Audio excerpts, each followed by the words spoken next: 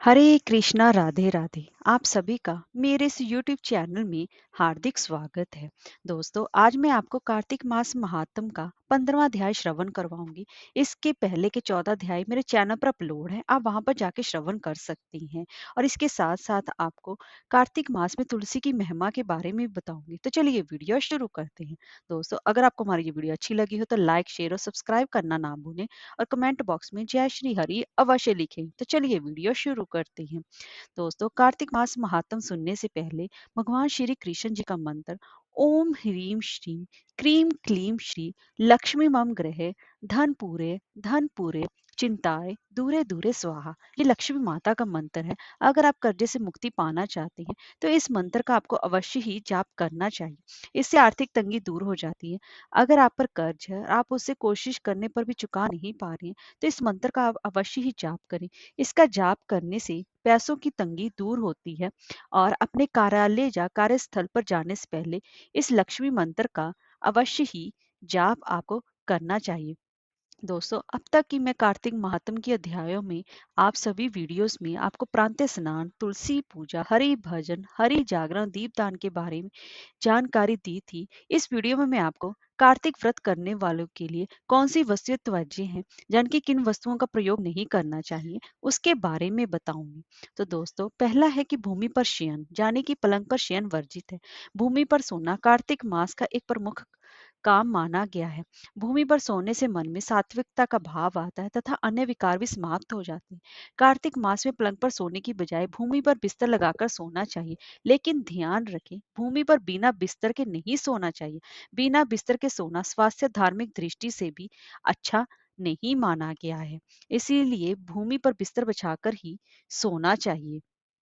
और दोस्तों, इसके साथ साथ अब हम इसके बारे में और जानकारी आपको अगली वीडियोस में दूंगी। अब हम कार्तिक मास महात्म का 15वां अध्याय शुरू करने से पहले 14वें अध्याय में जान लेते हैं। नारद मुनि जी घूमते घूमते भगवान शिव के पास पहुंचे और उनके दर्शन करके जलंधर के पास चले गए। तो वहां पर जाकर जलंधर की बड़ाई करते कहते हैं कि तुम्हारे पास तो सब कुछ ही है, लेकिन तुम्हारे पास स्त्री रतन नहीं है, वो तो शिव भगवान के पास ही है। इसीलिए जलंधर बेचैन हो जाता है। अब हम आगे की कथा श्रवण करते हैं। तब राजा पृथु जी ने नारद जी से पूछा, हे मुनि श्रेष्ठ, तब दैत्यराज ने क्या किया वह सब मुझे आप विस्तार से सुनाइए। नारद जी बोले, मेरे जाने की नारद जी के चले जाने के बाद जलंधर ने अपने राहु नाम के दूत को बुलाकर आज्ञा दी कि कैलाश पर एक जटाधारी शंभु योगी रहता है और उससे उसकी सर्वांग सुंदरी भार्या को मेरे लिए मांग लाओ। तब दूत भगवान शिव के स्थान में पहुंचा, परंतु नंदी ने उसे भीतर सभा में जाने से रोक दिया। किंतु वह अपनी उग्रता से भगवान शिव की सभा में चला ही गया और शिव के आगे बैठकर दैत्यराज का संदेश कह सुनाया। उस राहु नाम के दूत के ऐसा कहते ही भगवान शूलपाणी ने के आगे पृथ्वी फोड़कर एक भयंकर शब्द वाला पुरुष प्रकट हो गया, जो कि सिंह के समान उसका मुख था। वह नरसिंह ही राहु को खाने चला। राहु बड़े जोर से भागा, परंतु उस पुरुष ने उसे पकड़ लिया। उसने भगवान शिव की शरण ली और अपनी रक्षा मांगी। शिव जी ने उस पुरुष से राहु को छोड़ देने को कहा, परंतु उसने कहा कि मुझे बड़ी जोर से भूख लगी है, तो मैं क्या कहूँ। तब भगवान शिव ने कहा, यदि तुझे भूख लगी है तो शीघ्र ही अपने हाथ और पैरों का मांस भक्षण कर ले। और उसने वैसा ही किया। अब केवल उसका सिर शेष मात्र रह गया था। तब उसका ऐसा कृत्य देखकर भगवान शिव उससे प्रसन्न हो उसे अपना आज्ञा पालक जन, अपना परम प्रिय गण बना लिया। उसी दिन से भगवान शिव के द्वार पर स्वयं कीर्ति मुख नाम का गण होकर वह रहने लगा। हरे कृष्णा राधे राधे। दोस्तों, अब मैं आपको कार्तिक मास में तुलसी की महिमा के बारे में बताऊंगी। ब्रह्मा जी कहते हैं कि कार्तिक मास में जो भी भक्त प्रातःकाल स्नान करके पवित्र हो कोमल तुलसी दल से भगवान दामोदर की पूजा करते हैं, वे निश्चय ही मोक्ष पाते हैं। पूर्व काल में भक्त विष्णु दास भक्ति पूर्वक तुलसी पूजन से शीघ्र ही भगवान के धाम को चला गया और राजा चोल उसकी तुलना में गौण हो गए।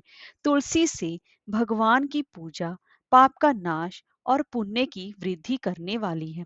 अपनी लगाई हुई तुलसी जितना ही अपने मूल का विस्तार करती है, उतने ही सहस्त्र युगों तक मनुष्य को ब्रह्मलोक में प्रतिष्ठित भी रहता है। यदि कोई तुलसी संयुक्त जल में स्नान करता है तो वह पाप मुक्त हो आनंद का अनुभव करता है। जिसके घर में तुलसी का पौधा विद्यमान है, उसका घर तीर्थ के समान है। वहां यमराज के दूत भी नहीं आते। जो मनुष्य तुलसी काष्ठ संयुक्त गंध धारण करता है, कीर्यमान पाप उसके शरीर का स्पर्श भी नहीं कर पाते। जहाँ तुलसी वन की छाया हो, वहां पितरों की तृप्ति के लिए श्राद्ध करना चाहिए। जिसके कान में, मुख में और मस्तक पर तुलसी का पत्ता दिखाई देता है, उसके ऊपर यमराज भी दृष्टि नहीं डाल सकते। ऐसी एक कथा है, प्राचीन काल में हरिमेधा और सुमेधा नाम के दो ब्राह्मण थे। वह जाते जाते किसी दुर्गम वन में परिश्रम से व्याकुल हो गए। वहां उन्होंने एक स्थान पर तुलसी दल देखा। सुमेधा ने तुलसी का महान वन देखकर उसकी परिक्रमा की और भक्ति पूर्वक प्रणाम किया। यह देख हरिमेधा ने पूछा कि तुमने अन्य सभी देवताओं में तीर्थ व्रतों के रहते तुलसी वन को प्रणाम क्यों किया? तो सुमेधा ने बताया कि प्राचीन काल में जब दुर्वासा के शाप से इंद्र का ऐश्वर्य छीन गया था, तब देवताओं और असुरों ने मिलकर समुद्र मंथन किया था।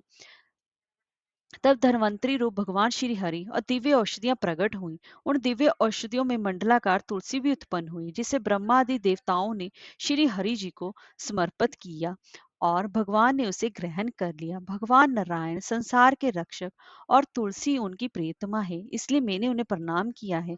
सुमेधा इस प्रकार कह ही रहे थे कि सूर्य के समान अत्यंत तेजस्वी विशाल विमान उनके निकट उतरा। उन दोनों के समक्ष वहां एक बरगद का वृक्ष गिर पड़ा। उसमें से दो दिव्य पुरुष प्रकट हुए। उन दोनों ने हरि मेधा और सुमेधा को प्रणाम किया।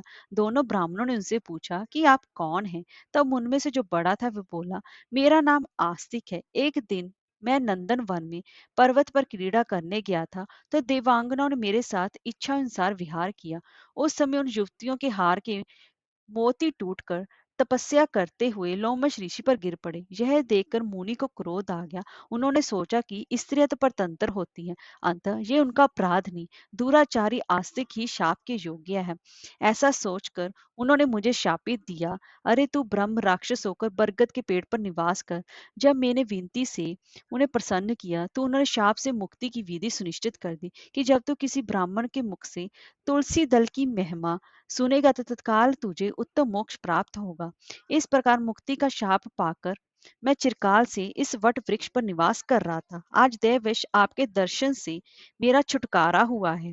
तत्पश्चात वे दोनों श्रेष्ठ ब्राह्मण परस्पर पुण्य में तुलसी की प्रशंसा करते हुए तीर्थ यात्रा को चल दिए। इसलिए भगवान विष्णु जी को प्रसन्नता देने वाले इस कार्तिक मास में तुलसी की पूजा अवश्य ही करनी चाहिए। हरे कृष्णा, राधे राधे।